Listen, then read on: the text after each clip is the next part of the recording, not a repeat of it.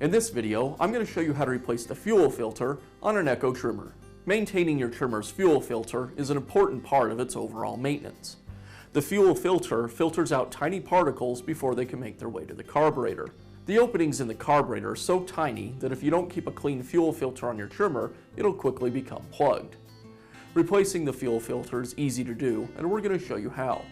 Fuel filters, as well as many other parts, can be found on our website. Let's get started. I'll begin by removing the air filter cover and the air filter. I'm doing this mainly so you can see what we're doing a little better, but it'll also free up a little more room for you to work. Before we remove any of the fuel lines from either the carburetor or the fuel tank, you'll want to make sure that you've drained the gas from the fuel tank. Otherwise it will leak, as the fuel in the tank tends to be slightly pressurized. I've already drained the fuel, so we can go ahead and move on.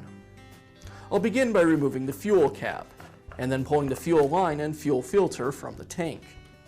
To do that, I'll use this piece of wire that I've shaped into a hook. Just grab the fuel line and then fish it out of the tank.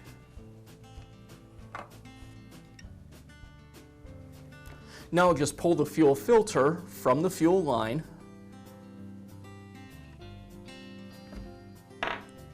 and remove the ring clamp. Now we can install our new fuel filter.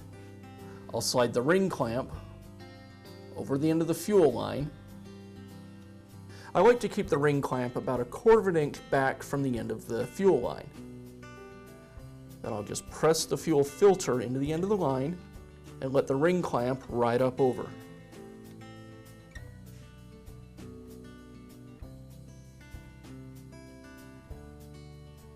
Like that. And now I'll insert the fuel filter and fuel line back into the fuel tank.